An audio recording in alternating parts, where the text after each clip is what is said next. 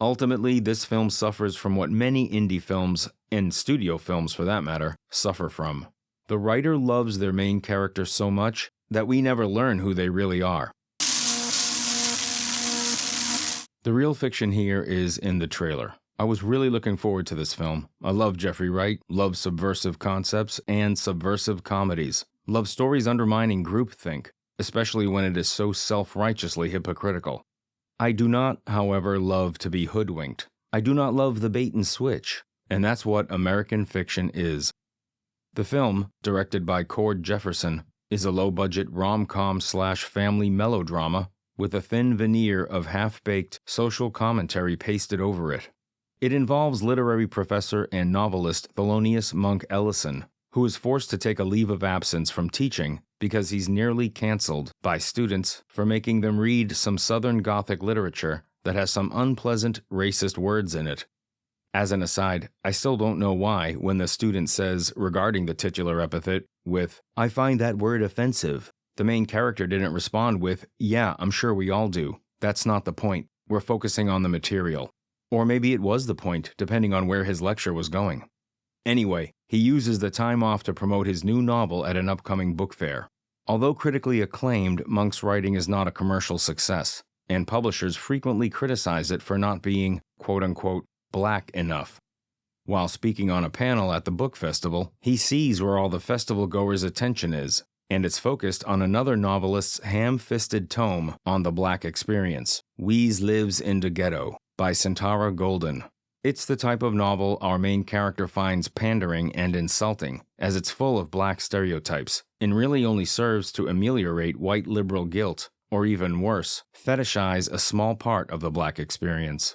Interesting that another film released this year and also dealing with race, The American Society of Magical Negroes, also takes the tack of presenting itself as one thing while actually being something else. Like American Fiction, it's another toothless, saccharine romantic comedy. In the latter film's case, audiences were led to believe the film was going to be a kind of Black Harry Potter, only to be magically disappointed. And like the American Society of Magical Negroes, American Fiction, I hate to say it, but is kinda racist itself. And I've always laughed along with the corny, clownish portrayals of white people. I am one, and we should all be able to laugh at ourselves. And especially as whites are the dominant demographic in the US, laughing at them is generally regarded as punching up, and when you're the top, you gotta take the licks that come with it. But the way it's done in this film took me out of the movie. The film's tone is pretty grounded. But whenever white people roll in, it's like we're now in a Jim Carrey over-the-top farce. Every white character with more than 3 lines was a buffoon, an exaggeration of an eclectic character. And I love eclectic characters, like this one. I say he'll flip you. He'll what? Flip you. Flip you for real. Yeah, I'm shaking. Come on. Okay. Answer my question. And you hit me in the back. Or this one. Kick him in the cojones. Or this one.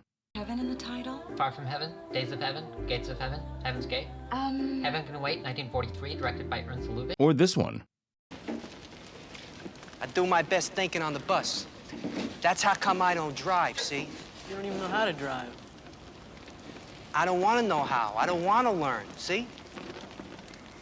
The more you drive, the less intelligent you are. But when it's like they're acting in a movie with a different tone, it breaks your suspension of disbelief. Like if the nutty professor came in halfway through Sunset Boulevard. It's jarring. It's breaking tone. And really? Really?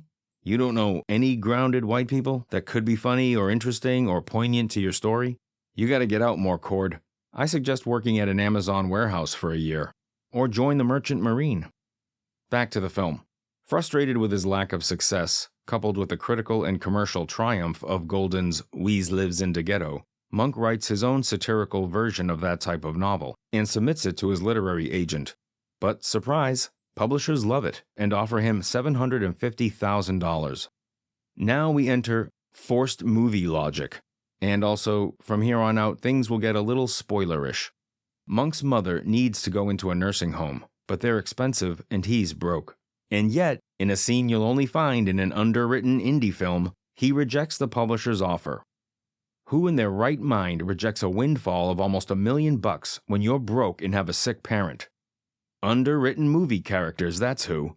Now, my biggest problem with this film, as stated in the opening, is that it's not the subversive social commentary that it would have you believe.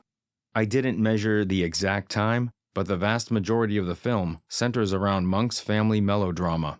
Both his siblings are going through divorces, and his sister is tired of being the de facto caregiver to their elderly mother. They agree that she would be better off in an assisted living nursing home, but it's too expensive. Again, spoiler, the sister dies unexpectedly. So the responsibility falls onto Monk, as his recently out-of-the-closet brother doesn't have the time or money to help. By the way, the siblings are all doctors of one form or another, and collectively the family owns 2 properties, a large family home in the city, which has got to be worth a lot, and a beachfront vacation property. And yet they're unable to cover their mom's assisted living expenses? Now, if you've seen some of my other videos, you know that, in my opinion, class divide is a big and growing part of the American experience, and it's staring us right in the face, but we either don't know how or refuse to address it. And we used to. See my video on class and all the great comedies. In the last 20 years, class has been scrubbed from mainstream Hollywood films. It's not surprising that the elite would want to keep us from being aware of the ever-growing class differences in our society, because when the going gets tough, i.e. the rich have squeezed so much out of society, the lower classes tend to get choppy. Now, here you've got a family of successful doctors who can't even afford the end-of-life care for their mom. Something's rotten in Denmark. Either the movie's own logic doesn't make sense, or the US healthcare system is really broken. And maybe the film should have focused somewhat on that. If everyone's a doctor and no one can afford anything, this system doesn't add up. Anyway, I digress. The bait and switch is what initially put me off. I wanted to see a movie addressing hypocrisy of the elites. Not only did this movie not do that, toward the end it seemed to posit our protagonist as out of step with the society in which he lives. The film missed an opportunity to address groupthink, the lack of critical thinking at play, the naked opportunism of those who would, as Denzel Washington calls it, race hustle, and take the difficult position of calling out the hypocrisy of those using serious social issues to make themselves look good. Another problem is the debate they have at the end that is so muddled. Is she writing about her own life?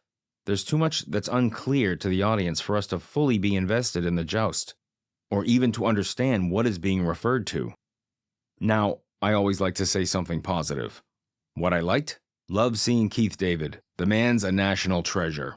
Love seeing Jeffrey Wright. Ditto Leslie Uggams. Heck, the whole cast was good. My favorite scene was Monk and his sister driving from her work. She's having a smoke and sharing an actually pretty funny joke. Their connection felt real, and it was a nice scene between the 2 actors. It felt emotionally grounded and made me think that the characters in this film would be taken seriously.